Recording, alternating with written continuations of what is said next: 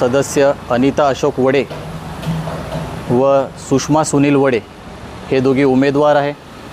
उमेदवार ही जाहीर झाल्यानंतर 7 तारखेला पोटनिवडणूक हे जाहीर झाल्यानंतर 11 तारखेला आम्हाला ग्रामपंचायतमध्ये 7 तारखेला केल्यानंतर प्रसिद्ध यादी लावायची असते। ग्रामसेवक भागवत कांबळे यांनी ती यादी न लावता 11 तारखेला कुठेतरी समोरचा व्यक्ती कागदपत्र काढण्यासाठी जेव्हा दाखले काढण्यासाठी ग्रामपंचायतमध्ये येतो तेव्हा कुठेतरी खळबळ झालेली असं वाटलं। त्याच्यामुळे नंतर वाटलं की ना आमच्या ग्रामपंचायतचे काही कर्मचारी यांनी 11 तारखेला स्वतः पालघर येथे येऊन आपलं इलेक्शन डिक्लेअर झालं आहे का त्याची चौकशी केली। चौकशी केल्यानंतर त्यांनी सांगितलं की इलेक्शन डिक्लेअर झालं आहे। तर कुठेतरी त्याच्यानंतर आम्हाला 11 तारखेला हे कळालं।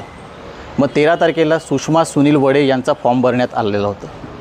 त्याच्यानंतर आताही कळालं की 28 तारखेला इलेक्शन आहे आणि आज तारीख आहे 22 तारीख असताना यादी प्रसिद्ध की फॉर्म भरताना यादी प्रसिद्ध ही वेगळी होती, आता ही वेगळी आहे। त्याच्यानंतर पुन्हाही आजपर्यंत ही यादी पूर्ण चेंज करण्यात आलेली आहे। त्याच्यामध्ये 84 लोकांचे नाव वगळण्यात आलेले आहेत। त्याचबरोबर वार्ड क्रमांक क मध्ये माझे वडील महादेव वामन पाटील यांचासुद्धा नाव कमी करण्यात आलेलं आहे।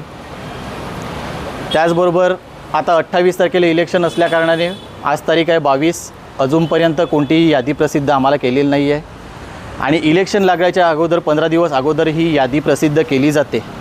ते कोणत्याही या प्रकारची यादी प्रसिद्ध केली नाही आहे।